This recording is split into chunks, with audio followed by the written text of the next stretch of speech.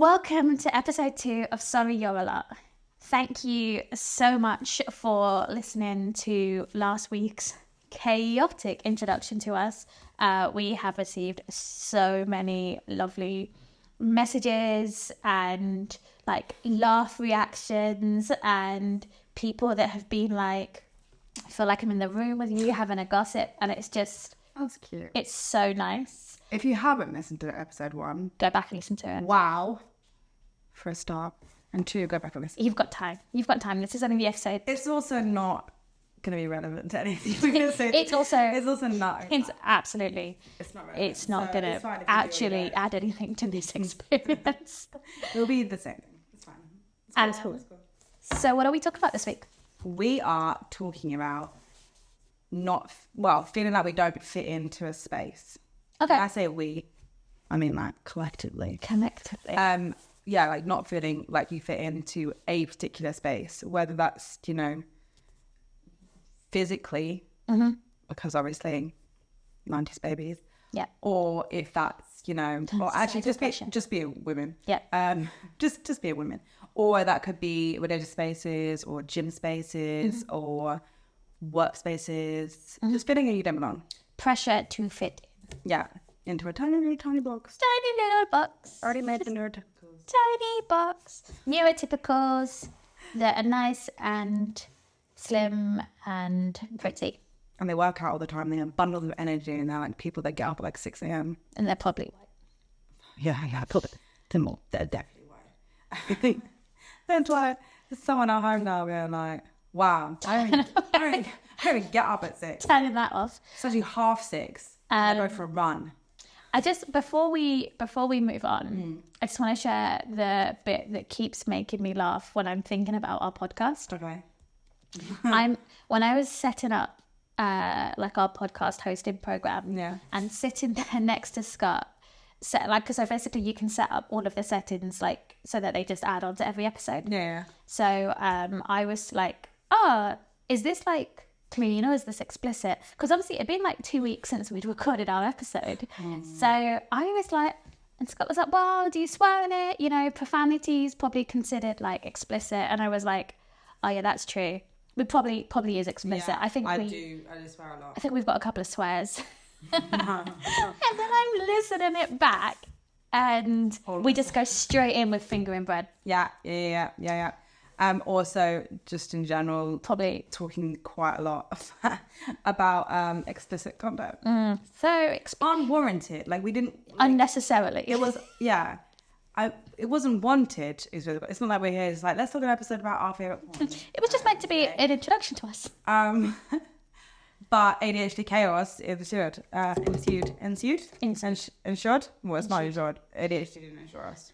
ADHD has not insuring us. If anything, it's gone the opposite.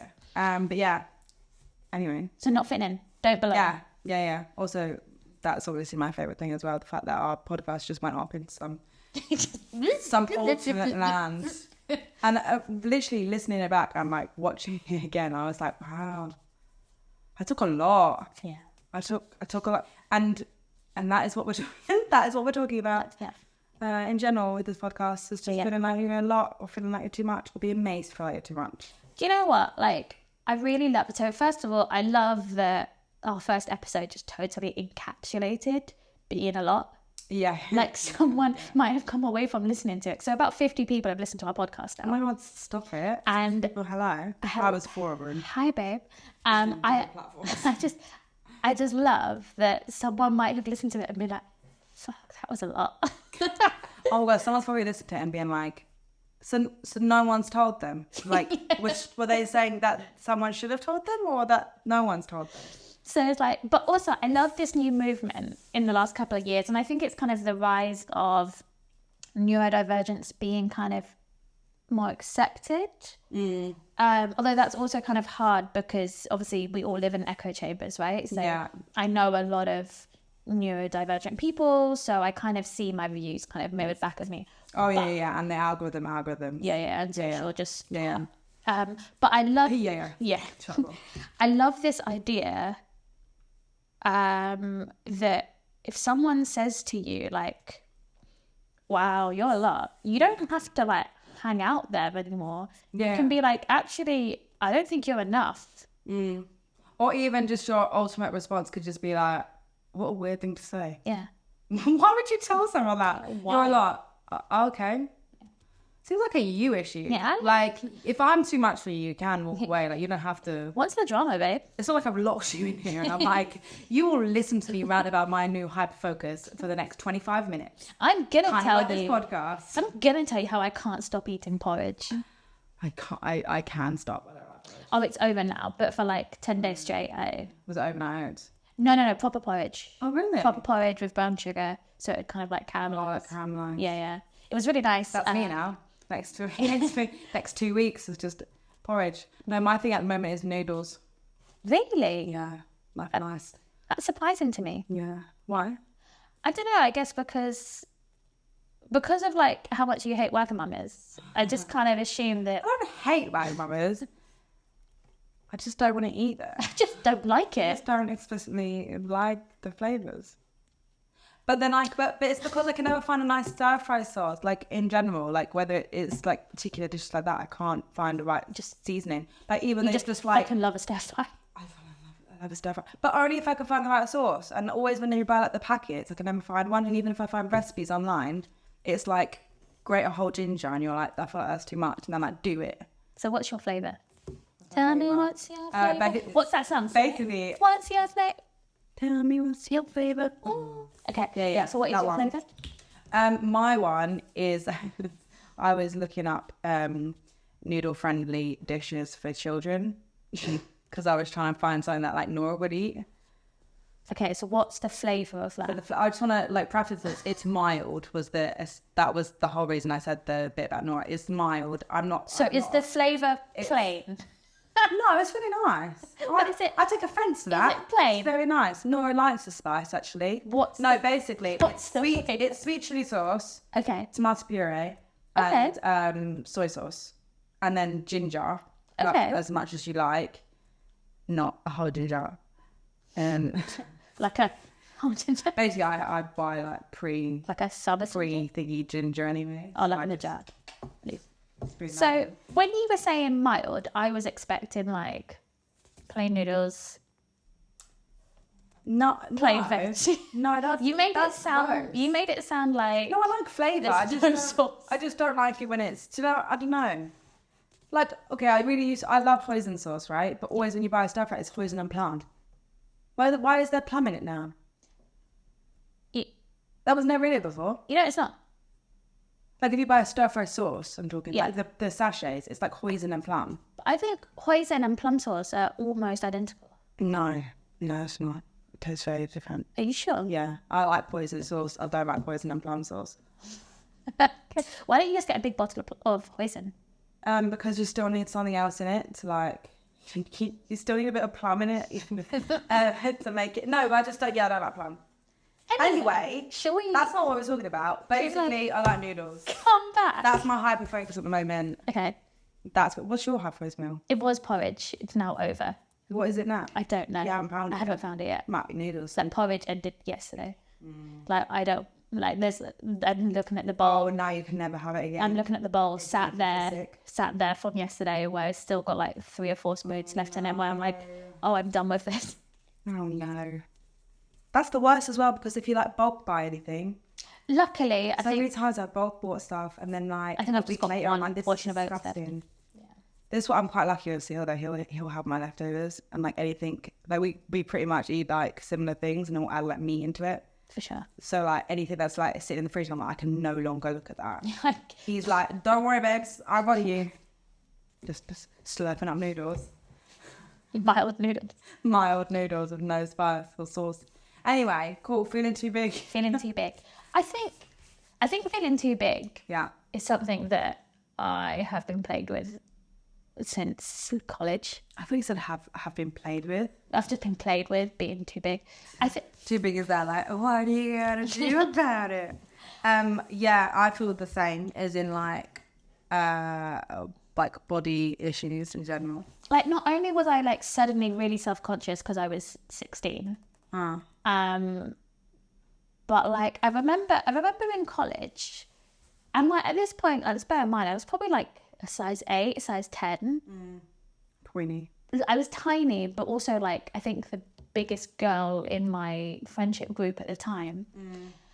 And I remember I'd had like, my college boyfriend, there was this big drama where lots of people, including some of my friends, wanted to be with him.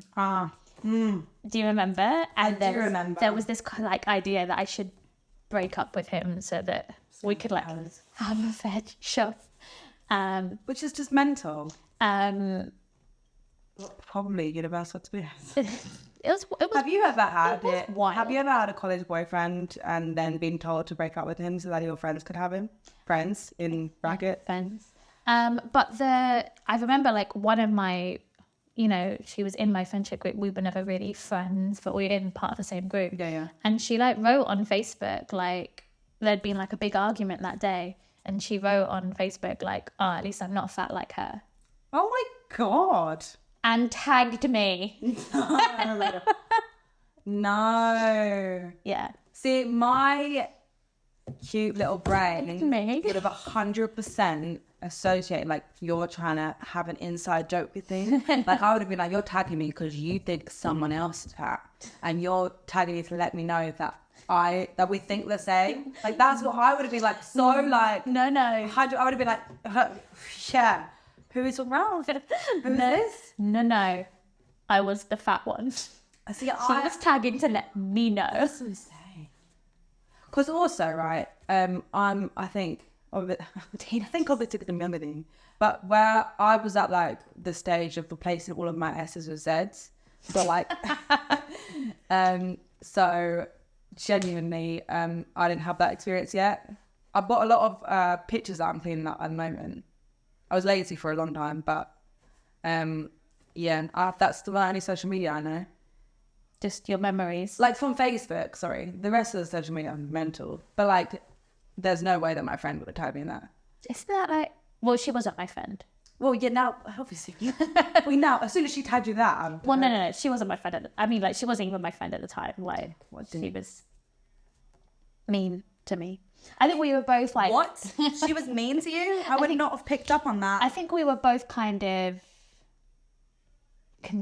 we both considered ourselves like the leader of Oh, friendship you were like rivals. Yeah. But like, it was my friendship group that she came. That's what All of a she would sudden, have said as all of well. a sudden, I'm sounding like the bitch. So she probably felt the same, actually. It's my friendship group. This fat little thing. That's fat little horse. You're in that though. That's actually insane, right? Like, that's bold. Yeah. But maybe she knew that was an insecurity. Because like you weren't big, but like as in like. Well, I mean, no one wants to be. It was obviously universally like. No one wants to be called fat, do they? Yeah, that's true. On Facebook. That's true. And then Because also, if you see any videos online in general of like any kind of altercation between maybe women or even like against women, like they use fat like straight away. Yeah. Because it's like that's the biggest. Because you're then stuck, right? Either being like, I'm fat. You mean I'm not fat? Or be like, you're fat. You're like stuck in this weird limbo. Like, how do you react? Because that person's won. Because whatever your reaction is, you're reacting. Yeah. But it's the quickest way. It's like if someone calls me dumb. Literally. If someone calls me dumb, I'm like, in the same I'm like, wow. Am I now quoting things to you about stuff that I know? Or am I just being like, you're dumb? Am I proving that I'm not dumb? You're a dumb person. And then walking away. But do you know what? I don't know security or... But... So I recently was having... You're dumb. You're dumb. I don't know if it's security or... You're So I've moved on to a new story. Yeah. So I was having a conversation... Yeah. I was having a conversation with my friend Sim recently. And shout out Sim. And I was saying... to them, like, I feel really, like, fat at the moment. None of my clothes fit. I've been going through this, like, long period of, like, I can't even said that myself. Yeah, But like, see, I definitely Yeah. going through this long period of like sickness where, so I'm not really working out the way I used to. My clothes are feeling a bit tight, and I just, You're quite an active person. yeah, and I just feel a bit fat. And Sim was like, does that bother you? Oh. And at first I laughed because I was like, yeah. And then you were like, And then Sim was wait like, a second, shut the front door. and then Sim was like, well, can't you just get some new clothes? Oh my God. That's profound. Imagine having that level of just like, that is goals. Because I'm getting there. Like, I'm getting to that point. just get new clothes. I'm getting to that point, right, where I'm Well, your like, clothes feel tight. because also I've just started a new workout thing, but I'm also just trying to be more active, right? Because I just feel really sluggish and I keep sitting like this. Yeah. And if you're All of a sudden, if you're listening on Spotify, I'm slumping over right now. Right now I'm a little prawn. Yeah, I'm like no. But basically, like I'm like starting a whole thing, and I'm like, I just bought some dungarees, and they're like skin tight, and I thought they were gonna be oversized, which is depressing. Yeah, I hate that. But I've also always had like bigger thighs, right? So like I've always had to buy slightly baggier clothes you're anyway, tiny. and I'm petite as well. You're just a little. You're only like 2 inches taller than me. You're like little tiny babies. Look, you're 5'2". You're so short.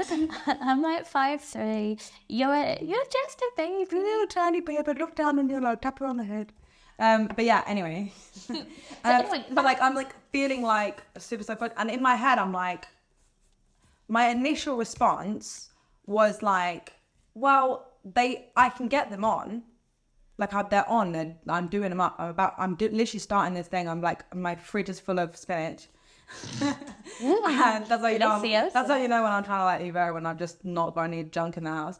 And I'm trying to like. That was my first initial thought. Was like, oh, I'll just keep them.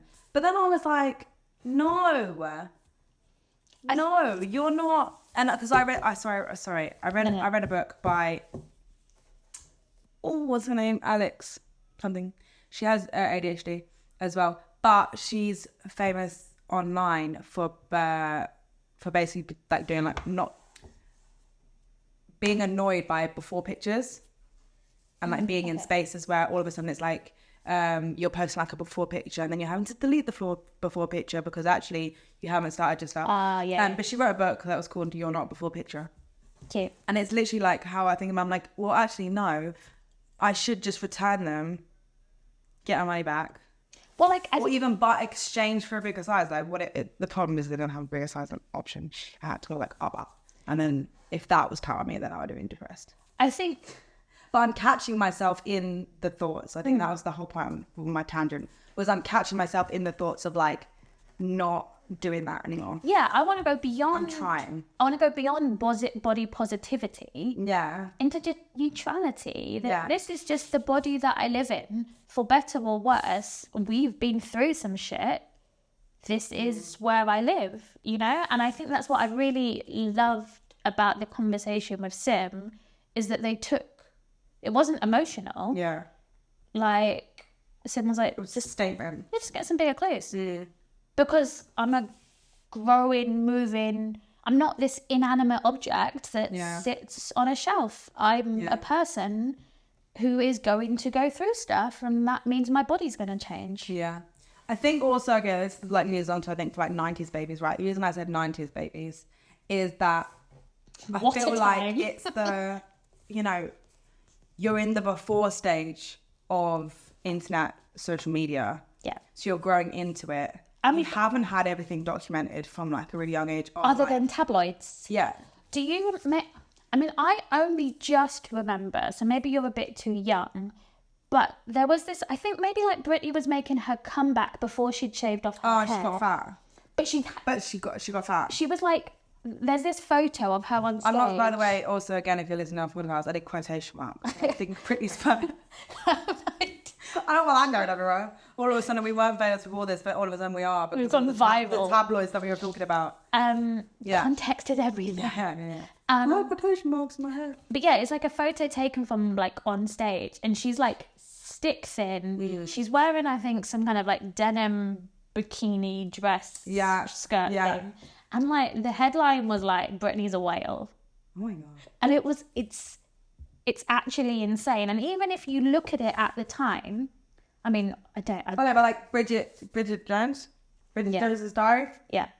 She was classed as fat. She was like size 12. Yeah. She was even come out. They have just come out and said like, ready to eat something.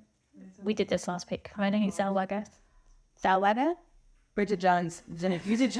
She like came out and was like, I wasn't there. Like, what was that? But I think what's the craziest thing is the average size for a woman in the UK, I think, is like 14 to 16. Yeah.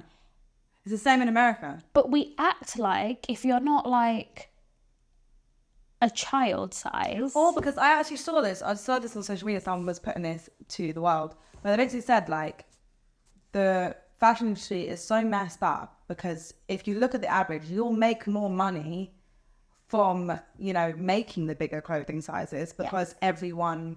Yeah, if you don't want to be... Like, the average is, like, not even so bigger size. Like, the average is mid-size is the new thing, right? Yeah. So, like, the average is mid-size. So, if you were making fashion of that, you're going to make more money. Yeah, if you don't want to be... You don't want to have that... You don't want to have bigger people in your clothes. Yeah. You don't want to make it for that. It's not about money for you. Well, it's almost about money, so you want to make it elite. Kind of thing, but it's a whole hamster wheel, right? Like, because if you don't want to be inclusive for like beliefs and values, be inclusive for like the money making. But it's because capitalism is a scam. It's because, you know, the fashion industry that pushes us to be smaller is fueled by diet culture, by this product, you know, by these teas that, you know, teas aka laxatives that's going to make you like shit for 4 days. Explicit. I mean, even there was something... Did you see the thing about Nike? When Nike first introduced their plus size range, and people were going apeshit about it. Or if they had a plus size mannequin. But also, and everyone was like, well, how dare you have... And it's like, I'm sorry. Okay, let's say you really hate fat people and being fat is wrong. Yeah, you're not... And it's a terrible thing and you're the worst person ever. How do you get thinner? Yeah. If you're not working out. Like, you're not allowed to be fat, but if you are fat, you're gonna have also jeans. You have to hide that you're trying not to be fat because it's shameful. That's generally my biggest thing about going to the gym, right? Is I haven't felt comfortable going to the gym in a long time, right? So I purposely work out at home. So do you feel... Because I don't like going into the gym and thinking that people are looking at me. One, what if I pick up a barbell wrong or something? I don't know. Or like, I don't know, look mental doing it. And they're like, that's not... I'm going to end up in a viral video of someone just flailing that arms around. You're going to be that person where they're like, what are they training for? And this person is like, chest bump. Yeah, that one. That's to be me. But also, like, I generally don't want people... I don't want, like, physically fit people looking at me and being like, oh, fat hoe. So I don't want someone tagging me on Facebook. Do you know what my problem in the gym is? Also, I don't want to be looked at by men. I also don't want to be chatted up. It's a really, I don't even know if it's like chatted up, but I'm just so aware that it's a really male-centric, testosterone-y space. Don't feel talking to me. Well, yeah, they're that. But the way they talk, to men, the way they talk as well in the gym space, it's like... Well, like, like... belittling. These big, like, beefy men, and I'm just like, excuse me, I'm just here to use the chest press. I'm like, I don't want to then look stupid picking up my like 3 kilo dumbbells trying to do a move where I've got like Angelo next to me being like, excuse me, I need the 30 kgs. Well, even if you think about being on a bus or a tube and like you got a man spreading like, you're like, oh, sorry, I'll just disintegrate inside the bus. I just folded. But even when I went to the gym with Sahil, it was still the same thing. Like I didn't even I purposely went with him because I felt more comfortable with him. I felt more comfortable going to the gym things, but also equally, I've mentioned this to people before. We're fire and fire. There's not fire and water with us. So if he gets annoyed by someone, I'm now annoyed by someone as well. So we just ended up being in the gym. We just a really toxic couple. Because I'll fucking move. And obviously he's like he works. I was like, he's like a fit guy. He works out a lot. And that's like his space. Like he likes working out and being in the gym. Yeah. And like, I still felt like wasn't supposed to be there. Even when he was doing weights with me, I felt like we were like yeah, like people were just staring and not wanting to, even though that no, most of the time people aren't. No one's looking. Yeah. But I just don't like. It's the perception that people are looking. And and I don't want people talking to me in general. Do you know what I used to actually? I think really enjoy when I know it's like, I mean, it's way back when now, but I think I always felt okay when we went to the gym. I told you it was last week. Can't you just said that? I mean, obviously, like I know. I know what you mean. I'm talking but about. I think it's because I balanced with you, and I thought you were quite confident in the space, even though obviously you respect. I know that you weren't. Yeah. Maybe it's because you knew that I'd fight for you. Maybe. I knew that you'd fight for me. We'll give it a go when. Also, like one person be working out, the other one is covering the ass. Well, I think. And then also being like deadlocking on other people, like you better get out. Because that was my favourite part about working out with a PT. I felt kind of like she was this like. She's trained. She knows what to do. She knows what to do. For no a one start, can really check her. She's telling me what to do, and I trust that she's an expert in that. And also, she's a bit of a shield, right? She's a buffer between the gym. Yeah. And she's not going up to the equipment, so hopefully being like, oh, how do I pick this up? You're supposed to do it like this. Yeah. Like there was you do it this way. Yeah. And also there was a plan. Yeah. Because also I hated that. Like I didn't mind going to the gym if I had a plan, if I had a workout plan to follow. Yeah. But I didn't like going to the gym and not really having, because 100% I would walk on the treadmill for like 10, 15 minutes. Yeah, well. Maybe do a couple of sprints and then probably go and stretch. I mean, how often? Think about when you used to come to Lewis Gym and work out with me. Yeah. How often did I spend half hour just running on the treadmill? Yeah, but no. Okay, sorry. I would like to preface this.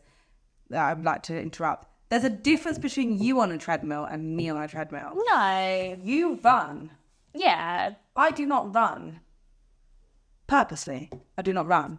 Okay. You like... Yeah, I think that happens. Yeah. Not as well. Yeah, but you still have. I've never run a marathon. For a long time, I was a smoker. You're not catching me even walking as is. Just outside. Like, I just think there's a difference. Like you saying like, oh, I did, but also that's just your little inside mean. That's you talking about yourself. But like, there's a difference between you on a treadmill and me on a treadmill.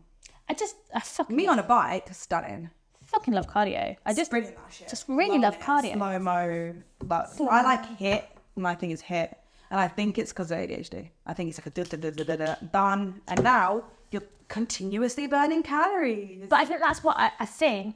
That's for me the music in spin, and also when I'm running, I've curated this playlist. Yeah, I also loved so the music on for time me. to be me stunning. Too. Good workout, and now you're gonna run and you're gonna stomach. Yeah, stunning. Love that. Yeah. But in general, gym space, I just don't feel particularly comfortable doing about. Don't think I ever will. I think even if I go to like a female gym, I feel like I'm gonna. I don't know. Okay, maybe if I feel more body confident, but currently, yeah, it's interesting. If I'm doing the things, but it's just I don't know. I'm just not on that vibe. And yeah, fitted spaces is not really for me. At all. I don't want to gym. I don't want to say anything. Sort of be outside of the box. Not really in the little box. Well, that's okay. Do you know where this is a good stage to do now? You told me that you have a little piece that you wrote. Oh, is it time? Yeah, I think you can do it. Okay, I'm gonna have to read it off my phone though. Is it gonna make me cry? Maybe. Because it tends to make me cry. Saloni's a writer. Saloni's a writer. Sorry, I realised I nicknamed you then. Saloni's a writer, and she writes good words. She writes words well. She writes words and she does them well. The good words. She writes them well. Gets words well. So this is, I guess this is like I think I wrote this on the way back from helping mum and dad move last year. Oh, God. And I think it was just like going through all of the like... feelings? Childhood home? Well, I guess childhood home. Also like, I think I was at a period of a time where I was losing weight. Do you remember? Because like last summer I was on a proper diet. I had like a...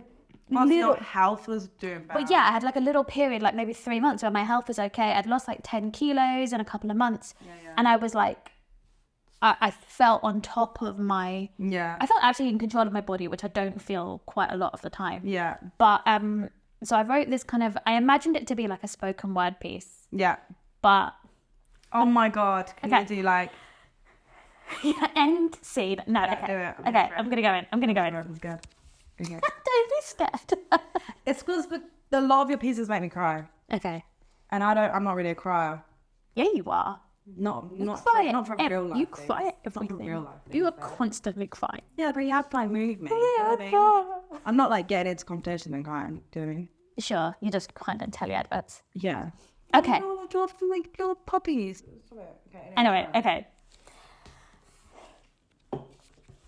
I grew up with Cindy Crawford's workout tape and my mum telling stories of how she walked out of the labour ward with me in her arms and a pair of size 6 Levi's on her hips.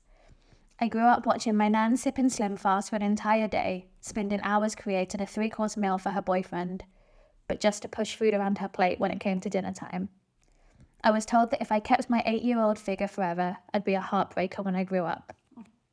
I was smart, I was funny, I was creative, but what mattered most is that I was slim. By the time I was a teenager, I'd learned that food was to be feared, and I'd pull and pinch at my soft bits, wishing instead that I was jagged and hard, spending hours running further and further, trainers slapping the ground and fueling myself with Diet Coke. I was smart, I was funny, and I was a bit sad by now. A girl that fancied my boyfriend asked him how he could love a fat girl, and she updated her Facebook status. At least I'm not fat like her. I weighed 63 kilos. One day in the canteen, my best friend fainted in the queue for lunch. She'd been quietly starving herself because the worst thing you could be was fat. She was funny, she was smart, but she wanted desperately to be slim. I spent most of my 20s obsessed with what passed my lips. I'd learnt to fear food. Allergies and calories morphed food into the enemy, and I wanted to melt away my soft bits until I was sculpted out of marble. My family went out for dinner, and I ordered a salad.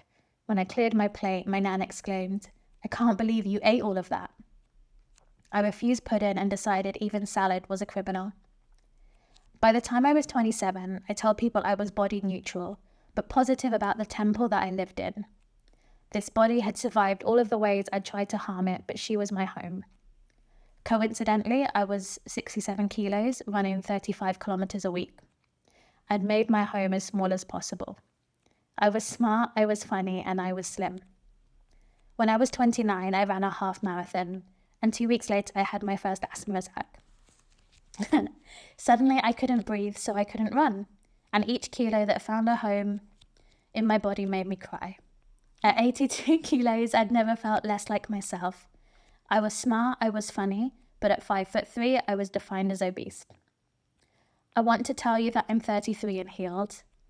I tell other people to take up space, to make themselves at home in their bodies, but I'm an imposter, sighing at my soft bits, refusing to look in the mirror, and saving all of my clothes from when I was smaller, for when I lose the weight.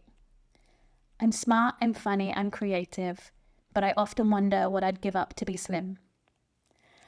Oh, this is the big bit. What is it? My niece is 3, with chubby thighs and a glorious little tummy and a mop of brown curly hair. She's smart, she's funny, and her giggle is brighter than the sun. And I truly hope she grows up determined to take up space. That she grows up safe in the knowledge that food is fuel, not the fire that burns your home down. I hope that my niece is one of the cycle breakers. I hope that she's one of the ones that shuts the door and throws away the key. And I hope she never learns about Slim Fast or exercise tapes. No. So I'm crying. So, couple of things. I didn't expect the story. I didn't remember that I'd put the Facebook status in there. That was my first point. Being like, again, what is it? The other thing was, I frequently talk about the dinner that we had. The salad, because obviously, I think at the time as well, I was at my thinnest, I think at that time. And I think I had like a whole massive pizza. everyone else And there was just never a mention about, like, obviously, again, so I didn't mention food, but like there was never a mention. And I remember Nan said that to you, and I was just like, it's a sight. Like, I just don't, like, And also if you had turned around and been like, wow, and you ate all of that, like, you would have been like, wow, way to fat shame. like, oh, I can't believe you ate that entire lasagna. Because also, let's remember that that's like all I could eat, right? Well, yeah, also, yeah, you're allergic to everything. I couldn't have any of the cheese, so I've had a salad. I think also another thing that I picked up from that, obviously, when we talk about is that it's something I pick up on all the time, and I have to confront people all the time for it, that they say things to her in like passing comments. Like they'll say like, oh, she eats a lot for her age. Or like, she's like... Okay, I disagree strongly. No, like people, no, I don't mean like that, but they say it in like a way. I'm not saying they're like, she eats a lot for her age. Like she's like, she eats a lot for her age. No, I got it. Like, and I disagree strongly, having had your daughter for sleepovers. Okay, Getting her to house, getting her to eat anything other than a lolly. Okay, and sweeties. Lolly and milk. She now comes up to me actively. She's like, "I like junk food," and I'm like, "Where did you learn this?" And it's YouTube. She now learns junk food. So now I'm like, I'm doing the conditioning she's got from LOL dolls. But also like people will make like comments about her weight and like her fitness and stuff, and like Her fitness. they even like they'll like generally like I mean like they'll say like, oh, she's quite strong, and like also when you say strong about women, normally it's like, especially about kids, when you're selling kids as strong, it's not because they're deadlifting. Do you know what I mean? It's because you don't want to say They're like sturdy. Yeah, you don't want to say chubby. You also don't want to say like, do you know what I mean? Yeah. Like, but also like I actively will catch myself, it's not even like I'm such a like, but I will say like, you're so strong, because I don't want to like compliment her in a different way that I make her feel weird about her body. But then I say strong, then I'm like, quote, I'm like, cool.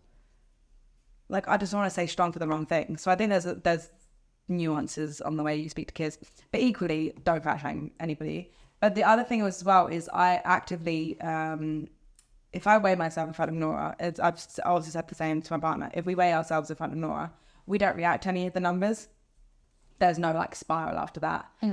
There's no bad or good foods. We don't say like, which is probably why she always wants to eat it. There's no bad or good foods. Like I say that you need nutrients. Like the other day we had an argument about vegetables. She was like, I said, you got to eat veggies.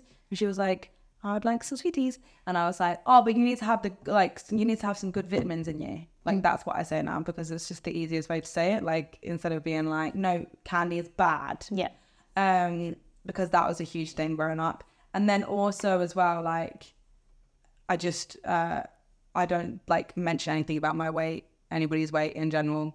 But I think that's the thing as well that you see on TV, and especially like growing up, I'd hear that a lot, like the fat shaming of other people. It's like mind your business. And like, yeah, comment on it. And it's just such a weird thing. Like, I don't understand.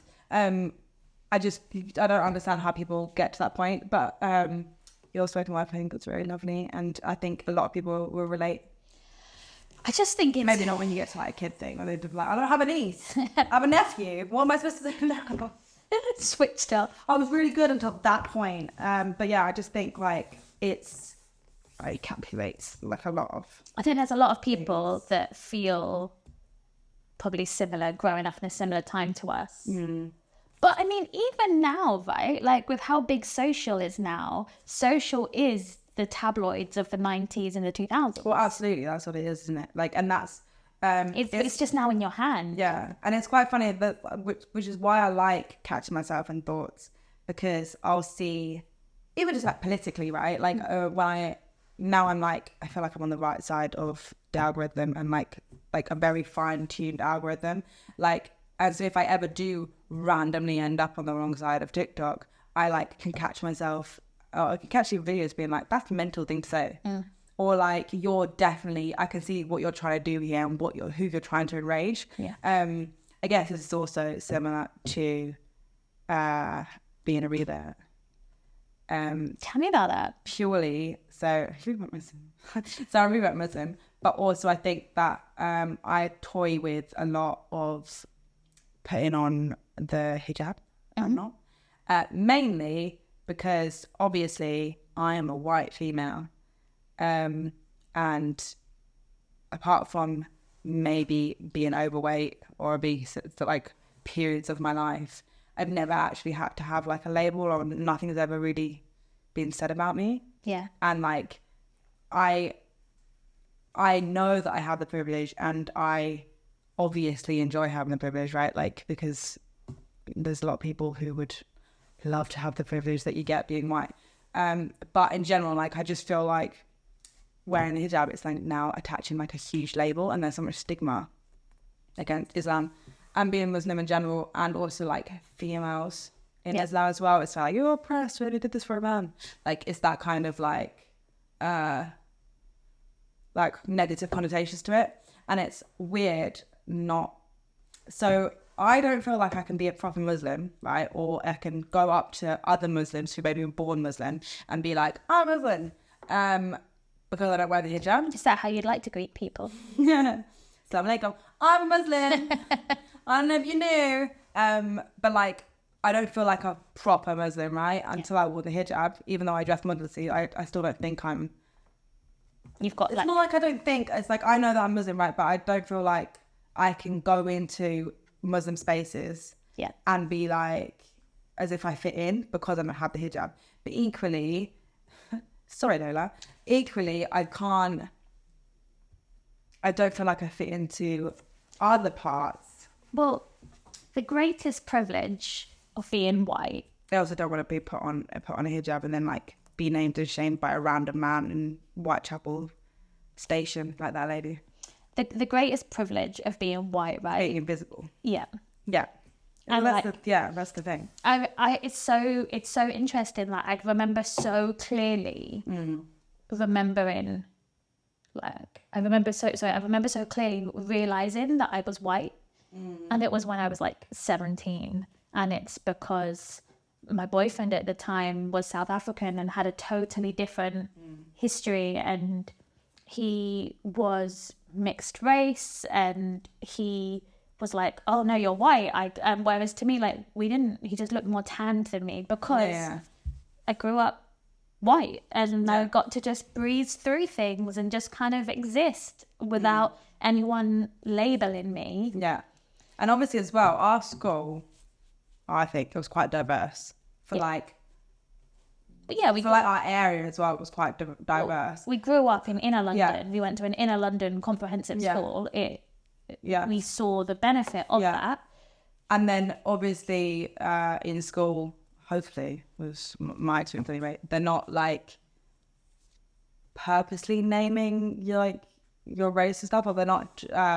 Well, I guess it's probably a white privilege. I didn't notice that people were being treated differently, right? Obviously, that's a very different experience to other people. I would say that's very white privilege. Yeah. But I'm saying, like, as in school and stuff, right? Like, I'm not Lola. I love you so much, babe. I'm sure that plenty of people 100% don't get to say. But I mean, like, because we saw so, like, it was diverse, I didn't pick up on being so white. But equally, I was later to the game than you with, like, noticing I'm white. Like, as in, I know that I'm white, but I mean, like, as in picking up on even, like, diversity and inclusion, how just society is just not diverse and inclusive. And also thinking about, like, politics and thinking about the nuances on things, right? Like, I just didn't pick it up. And it's, like, I'm just super late to the game on it. Like, I just wasn't aware. Or I didn't even, it's not that I wasn't aware. I didn't want to make myself aware. I liked having my privilege. Well, I guess it's just... And you would have these conversations with people at family gatherings, and I'd be like, ooh. Ooh. I just wanted to be the one that everyone was just like, oh, she's just so loud. And your trips to granddad's were like, and you're a racist. You can't say things like that anymore. But it's also crazy because obviously you were the anymore part is the crazy part to me. What do you mean? Or that, like, at any point someone felt comfortable to say some of the, like... Yeah, but what... Yeah. Well, yeah. But I mean, even for me, the funny part was that growing up when you would make these statements, I'd be backing you 100%, not knowing fully, like, what you were even talking about. But then just ready to find now, having to actively do that, because obviously, well, I say obviously, no one knows more. Yeah. So Sahil, South African, he is white, Although, like Black African on consensual. big boxes. No, he just starts Arab now, I think. But as in, like, I'm now actively having to make sure that Nora's aware of like heritage, but also making sure she does also see a difference in people and like treating everyone equally and not being like, I don't know, just making sure that she knows diversity and inclusion is the right way to go and not, I don't know how to do this point. But basically, I'll try to make sure my kid's not racist. Whilst also not being racist. The best part of all of this is we're having this really deep, intense conversation. And Lola's like, I don't give a shit. Stroke me. But yeah, I just, I don't know. I think it's really interesting, right, when you talk about like spaces and fitting in general. And like, my biggest label, right, is maybe HD. Like, that's my biggest label that I attach to myself. An invisible and invisible, definitely. And also just trying to fight for that, like, the right to exist on that, or even conversations with people being like, no, just because all the hardest things for me are the easiest for you doesn't make it not real. But like, just trying to fit into spaces for women and people in general in life. I just think I think everyone can relate to some sort of it, some sort of part of it. Definitely. And maybe one day I'll feel Muslim enough to wear hijab, or I feel brave enough to wear one, because I think that's the point, is that I'm just not brave enough. Because I'm throwing hands, do you know what I mean? Like, if someone comes up to me and they say something about, I don't know, like, okay, the viral video that went around a couple of weeks ago when the guy who claimed to be an IDF soldier shouted at a load of Muslim women, you dirty effing Muslims. I'm throwing hands.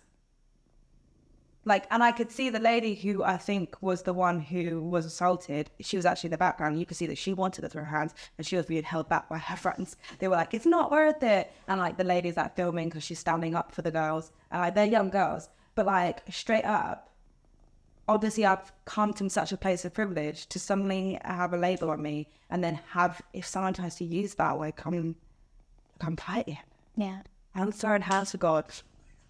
So we're having this really deep conversation. Just like our audio long strokes. We've got Lola. Just an air from Margaret. There's my little over mirror. Can you say something for the crowd? Yeah, that's what. We've got big fluffy cat laying across us, dribbling on my hands, basically. This is probably so next week. Yeah. I don't know what we're talking about next week, but I'm guessing we'll probably figure this out and text each other. Yeah. I guess more of the big idea. Maybe we could even. Well, maybe we should like round off this episode because I feel like it's a negative thing, but we're all working on an inclusive space. So working. I just think white people have to lead it. I do think that we have to be leading to make sure that spaces are inclusive, and we are. I wasn't sure where you were taking this. I just think white people should just be allowed to exist without other white people. I just think other people should just get out of their power. But I mean, like, I think we have to be the ones. No, you're right. We're the ones that have to stand up and have to make saying the right things and make people aware. It's up to us, obviously, to use some of that privilege, feminists, to make space. Yeah. And it is up to us. And I think a lot of times, I think we saw it a lot at the height of the Black Lives Matter movement. A lot of people were relying on their black friends or people who weren't white to tell them what to do. Yeah. And actually that's their trauma. That's what they're living through. You can't make them relive their trauma. Yeah. You should, there's books, guys. There's books that you can read and get into where you don't need to have the personal accounts of every single person in your life. I think we tend to, as a society, with good intentions, sometimes lean on those that are disadvantaged or who have experienced things to then educate us on why that's bad, Yeah. when you probably have the means to go and educate yourself and come back to the conversation. Yeah, you don't need That to... is a white privilege thing to say. If you have access to the internet, but also books. Read a book. I think there's so many, you don't need real life You don't need... real life encounters. Yeah, you don't need how a you know lesson racism exists. from your Yeah. friend of colour to... Same with neurodivergence. Yeah. You don't need real life accounts of people saying they're struggling. Just like actually look after it. There's the reason there's all this training. Yeah. And exists in companies. There's not supposed to be a tick box like, oh, don't worry, we're diverse and inclusive, or we're all for people who have hidden disabilities. Until it actually... And you're just there like clicking next on the internet page just to get to the end of the training so you can be signed off as inclusive. Like, I just think that we have the means to do it and we need to be leading it. And also just stop being a dick. But leading it in means of like making space for other people to come to the table, right? As in making other white people feel uncomfortable to the point where they have to make space. Like this Talking to your white boss about making sure that we're being diverse and inclusive. I think this is something I've worked on a lot within my own services and my own membership. Yeah. Bringing Sim back in. Sim's getting all the shout outs in this episode, but bringing Sim back in. I've worked a lot with Sim, who's a DEI consultant, to ensure that like when I'm hosting a party, everyone's invited. Yeah. You know, it's not just... I took that so literal. So, yeah, when I'm... I was like... That wasn't metaphor. I was never invited to this party. I don't know what your party you're talking about. And in retrospect, I probably know why I wasn't invited to the party. But yeah. So next week. Yeah, next week. I think maybe we'll bring up some more of this stuff because I feel like this is too big to... We probably have more things to say. In a 45-minute session. I'm probably going to go away and write notes anyway. Okay. Come back and be like, oh, BTW. BTW. But I do think this has been an interesting conversation. I think next week is going to be fun. Yeah. Now everyone should like, comment and subscribe. Join us Just again. I know they're most got so much. I know. Join us next week where we will chat some more stuff. Thanks for coming on this journey with us. Love you. Bye. Love you. Bye. Love you. Bye.